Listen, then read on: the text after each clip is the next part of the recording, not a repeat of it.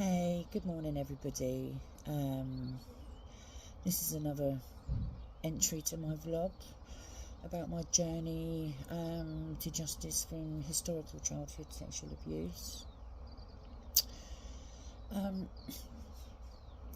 don't want these videos to be just about,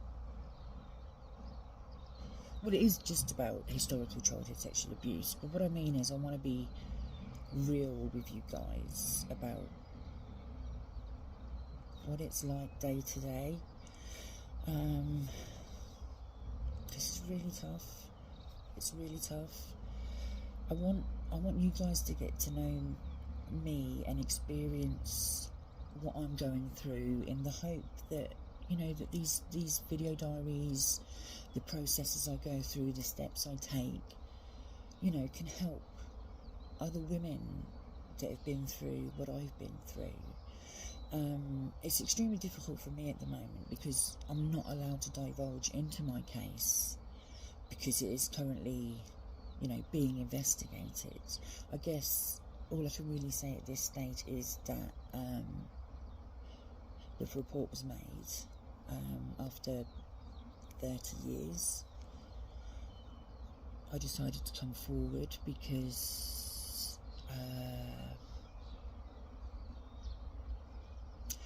for me personally, I guess the reason why I've come forward is going through the experience that I went through. It created an ingrained belief in myself, because over the years of being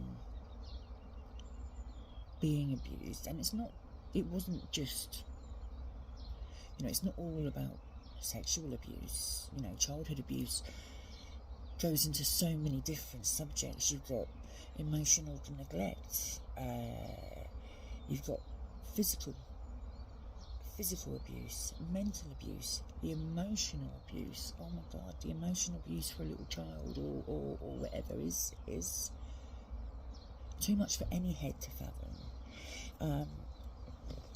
But this is about, you know, this is about being real. And I hope I don't bore anybody, because this is all brand new for me. I mean, I've never, ever, ever come onto camera or onto any kind of film and to, you know, I've only just reported my story after 30 years, let alone I want to do this to try and help other people. And at the same time, don't get me wrong, you know, what do I get out of it? I hope that it helps me on my recovery. You know, I hope if I can inspire somebody else, or somebody else who's going through what I'm going through but doesn't have the courage to speak out, I hope by listening to my story and where I'm at and my real feelings will help other people to feel confident enough to get support, to look into whether or not it's the right option for them to come forward.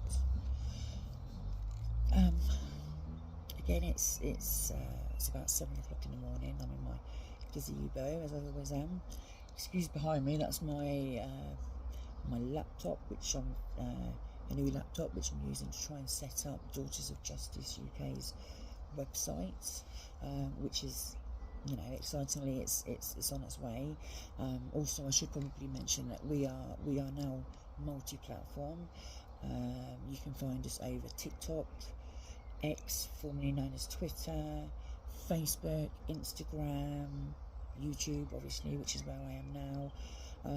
So I'm trying to get my message across multi-platforms to reach as many people as I can. But anyway, back to me and the reason why I decided to make this video this morning. I've spent the first hour of this morning crying. At the moment, I cry a lot. I really do. It's really hard to be a mum, a wife, a friend. You know, it's really hard to be there and to be that person and that that, you know, that rock of support for everybody, which I've always been. And it's hard. I'm lonely. I spent this morning crying because there's a few family issues at the moment that needs to be resolved. Nothing that, you know, you wouldn't necessarily expect from a normal family, but life goes on whilst I'm going through this trial, and that's my point. How do we keep a straight head and be who we need to be in the family home, the strong parental, you know, presence, when I was never taught about parenting? I mean, if I go by the examples that I was brought up with, you know, I wouldn't have any children. But yeah, quite often, if I'm honest, I come out here in the morning and I do cry to myself, sometimes for a couple of hours, because I can only take so much. And also at the same time, you know, I have a lot of medical health issues as well. Just trying to deal with this all at the same time. I mean, I have a brain tumour. It might sound quite alarming. It was alarming for me when I first found out 3 years ago. It's a meningioma. It's currently about 3 centimetres by 3 centimetres, and it's sat right here on my right motor cortex. That, unfortunately, I found out this year that it had grown, and they wanted to do the craniotomy, the awake craniotomy, I must add. They wanted to bring that forward. However, because of my case at the moment, my trial with regards to my abuse, I asked for an extra year, and, you know, to do another MRI next year. Well, November this year they're going to do it, and just bide me that time. You know, obviously I'm a bigger girl as well, so I'm trying really hard to try and lose some weight so that I'm in the best position I can be when I have this operation. On top of that, I have multiple sclerosis. I've been diagnosed with that now for 3 years, but I was previously diagnosed with fibromyalgia. But it's been MS all along. I mean, I'm one of 3 siblings that have it, but I'm the only one who's diagnosed. I'm the only one that probably be pushed enough because I'm a woman and that, you know, we want to get results. So I'm dealing with all of that on top. My multiple sclerosis has definitely progressed. I've started experiencing I think it's called psychotic non-epileptic seizures. That's really hard. I mean, that's really hard. Because of that, it's meant that I've had to give up driving, so I can no longer drive. So I've lost my independence as well. My husband drives, thankfully, but he's got a full motorbike licence as opposed to a car licence. So he's got one of those little Axums, and it looks like a Freddie Flintstone car to me. I'm just, you know, if I get in it, which I've done once, I expect the floor of the car to be open so that I can use my feet to run, you know, like they do in the Freddie Flintstone cartoon. So I am facing so many trials and tribulations right now, and finding the strength to come forward with my story as well, and, like I said, be a mum and a wife. It's really hard. It's really, really, really hard. Right now, I've got to be honest with you, I just want to burst out in tears, but I'm on video. I'm aware eventually these videos will probably go viral. At the moment, nobody knows who I am, nobody knows how to really find me, but eventually, as my story becomes bigger, people are going to look for these videos and they're going to want to see my journals.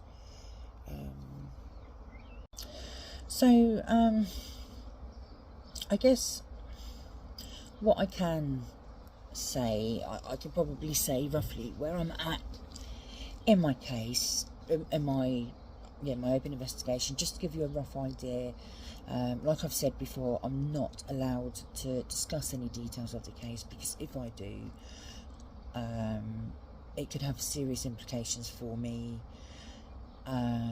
So yeah, I'm just not going to take the risk of discussing the personal details. It will all come out eventually, and then I can go into more depth in these videos about, you know, what that was like.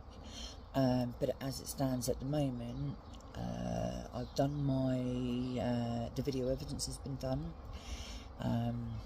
That was really difficult. That was really difficult, because I thought after all these years that I had pretty much stored it to the back of my head, like I'd said in my previous video.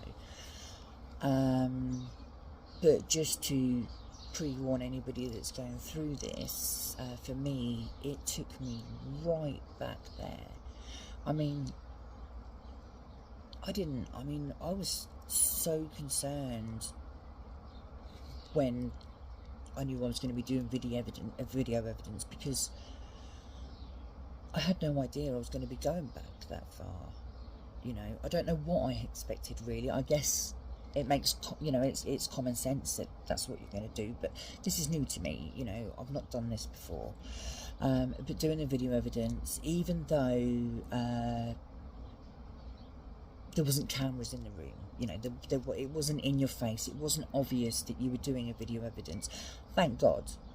The cameras were somewhere sort of like hidden in the wall, really. There was microphones, I couldn't see those either. I literally sat on a sofa.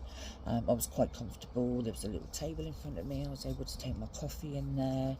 It was a pleasant experience in the sense of I knew I was safe, I was comfortable, I had a drink.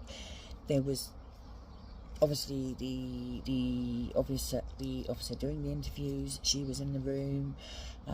Everybody made me feel extremely comfortable. I can't thank them enough for making me feel so comfortable. I must have been really lucky with the people that I got put with regards to my case, because they're actually very tough ladies, and obviously it's only ladies that that I'll work with, because I have an issue with men. I'm not surprised I have an issue with men. It has an impact on you for the rest of your life. I'm not a male-friendly person. I mean, yes, I have a husband. I fell in love. You know, I've had partners in the past. But in general, I am very sceptical and afraid of men. I never know what their hidden agenda is. You know, if a man sort of looks at you and he gives you that little wink and, you know, whistles at you or whatever, I don't enjoy that, okay? I don't think it's cool when you're walking down the road and some guy whistles out and shouts out, "Oi, oi, sexy." No, I don't like that. It scares me. It gives me the feeling that as they drive past, they're just going to open the door and whip me up and take me off somewhere and chop me up. I have a very vivid imagination. I watch a lot of films, true stories. Anyway, back to the point, because I do this. This is part of my MS, I think. Back to the point, all the same. I mean, all the same, I was blessed to have really strong women beside me, supporting me through my interview. Now, obviously, in the interview room, I don't know if I made it sound like there was more, like lots of people in there. There wasn't. It was just me and the officer who was in charge of taking the video evidence. So again, it's not anything to be afraid of. I mean, I was terrified at the thought of going in there, being on video. But when it comes to the day, you know, it's very real. There was no doing my hair up, putting makeup on, making myself look pretty for the video. None of that comes into your head. You know, that's just, you're there, you're in the moment, and you're doing your video evidence. And I think you need to just be you and be real and be comfortable. And let's face it, you know, having all the pretty hair, the pretty makeup, which I do like, don't get me wrong, I want to be pretty, of course I do. Every woman, every girl wants to be pretty. But it's just about being comfortable, and sometimes it's not comfortable when we're doing all that feminine stuff as well. But I did my video. It took a little longer than I would have expected, but it was all done in one day, done and dusted. We had a break in between. I am a smoker, as I'm sure you've probably seen a bit of smoke in the background. It's not surprising over what I'm going through, but I've smoked ever since I was excuse that, that's the bin men. So I'm just going to pause the video and do a quick break until they've been. I do apologise, but you know, this is real life. This is how it is. Yeah, I completely forgot it was a Wednesday. We're still in the early hours of 7 a.m. Well, we're near to 7:30 now, so I completely forgot. They've pretty much gone now. I'm sorry if you can hear them in the background, but I want to get this video done before everybody gets up and my husband gets up, and you know, it's back to the normal run of things. But anyway, with the video interview, what I do want people to know is please don't be afraid. Without doing the video, without doing the video evidence, there's never going to be a case. I was made very clear at the beginning not to have expectations, that these things take a long time, and they move really slowly. So patience is key. I mean, I've been in this process now for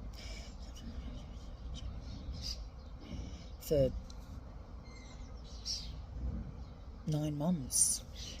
9 months. I'm 9 months into my journey now, you know. Yeah, so the video evidence has been done, thankfully. Yeah, it was really tough, and at the end of that day, or by the time I'd finished, I suffered quite badly for quite a few days. I mean, it took me right back there. I mean, I remember the officer saying that she could see on my face that it had taken me right back there. I did not expect that. I mean, I was there, and I was reliving every moment as I explained my story. My story is a little bit more, well, quite a lot more complex than probably the average case, which is probably why it's so important for me to be very careful about what I say. But it took me right back to some very dark places, so you need to be aware of that. You need to make sure you have support around you. I mean, as soon as I come out of that room, I had my husband right there. So again, I am very fortunate, very fortunate to have been able to have that support, come home to my family, and them support me and you know, take care of me for that day. It's a tough thing to do, but it's doable. It's very doable. I've come out the other side. You know, it's been quite a while since I've done my video evidence, to be fair. I spent a lot of days crying. Some days I would just cry, and I didn't even know why I was crying. It's just having all those memories brought forward, you know, after so long. It reawakens it all. I mean, it is rife for me right now. It is raw. I am jumpy. I am anxious. I look over my shoulder. I mean, that's all part and parcel of having complex PTSD, which I was recently diagnosed with as well, which is no surprise considering what I've been through. And I go into panic mode with my emotions. I can't control them, and I've learned over the years that the best way to deal with it is just to let those tears flow, because if you don't let those tears flow, you're going to hold it in, and again, like as I referred to in my previous video, you'll come out sideways, you know. And for me, that's boils, you know, a boil under my arm, you know, a boil on my leg. It's not pleasant. I mean, it's not the worst thing in the world, but it's not pleasant. You've got to get support, and that's why there is 24/7 hour phone lines out there with Rape Crisis, NSPCC, Safeline, Crisis Line, the Mental Health Crisis Line. You've got the Samaritans. There's so many different 24 hours, 24/7 phone lines that you can call. And please, I beg you, please, I beg you to please reach out and get that support. If you don't have the home support like I do, you've got to reach out and get support. Otherwise, you're going to go sideways, and you're never going to make it to the end of your case. I mean, I'm not even anywhere near a court date yet, you know, and I'm 9 months in. This process really takes a long time. So if you're expecting to report your case to the police, and the very next day to have the perpetrator arrested, and then, you know, a week later you're going to be in court to get your justice. It's never happened like that. It never will happen like that. There's too much involved. So please be realistic. I say that because I was that person. I thought that the minute I made my call to the police, he would be arrested, and then the interviews would take place, and, you know, then he would plead guilty or not guilty, and we'd go for a trial. I did think that, because I wouldn't have known where to research beforehand, where to look to get the information. I had absolutely no idea.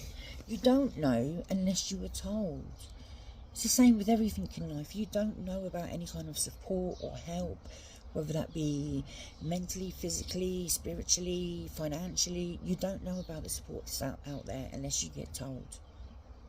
And that's one of the reasons why I'm trying to do what I'm doing now, which is to raise awareness for women like me. It's crucial that women like me should have been informed somehow more about the process. I should have been able to find more information online. The only thing I needed to do was to dial 111. I didn't know how you go about it. I didn't know what to expect. I still don't know what to expect, really. I mean, we moved on from the video evidence, and then it went into me having to find my witnesses, etc. But that is something I'm going to talk about in a different video, so we'll skip that for now. But yeah, doing your video evidence, that's what's important. That's what you need to know about.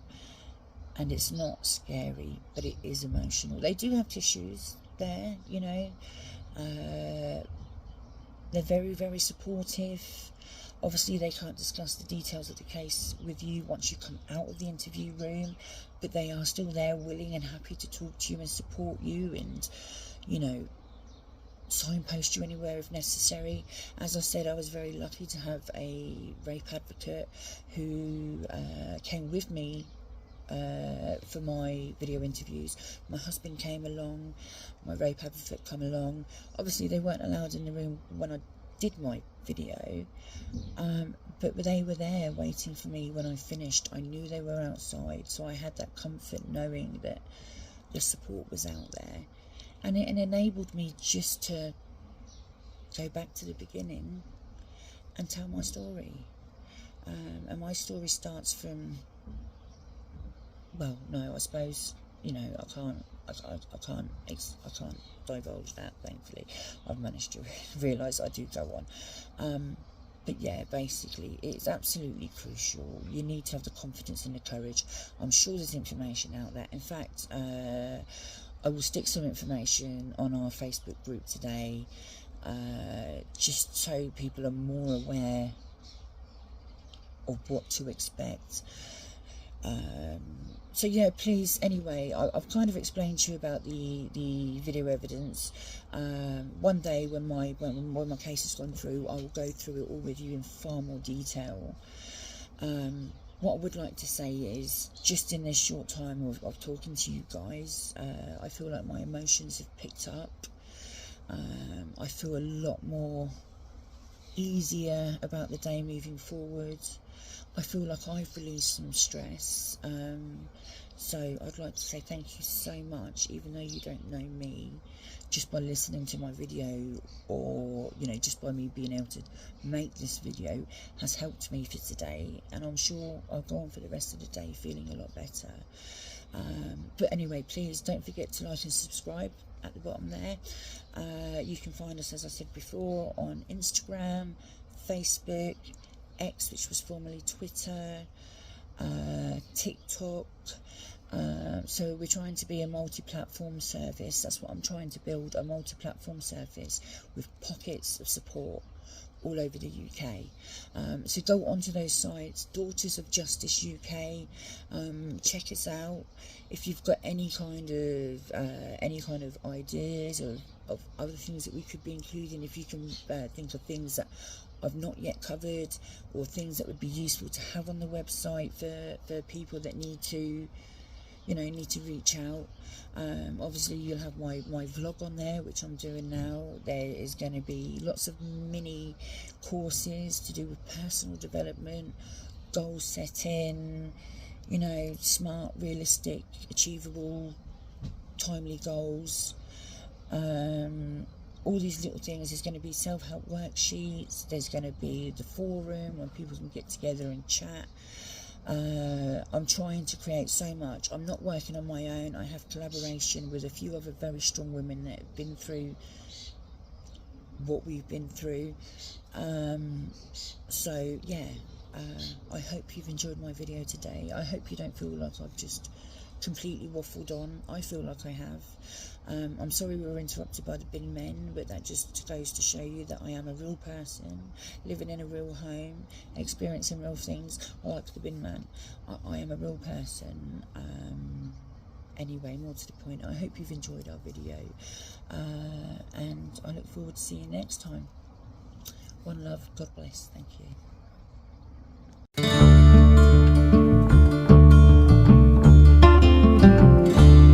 I'm aware of the bonds that were created today.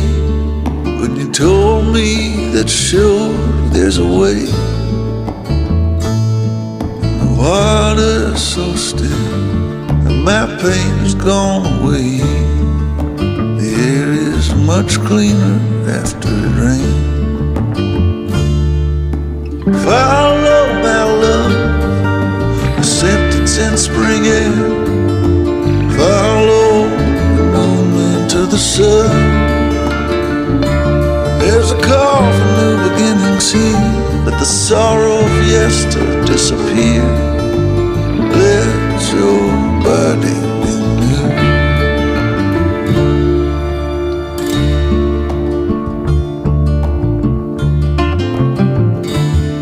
I'm a one.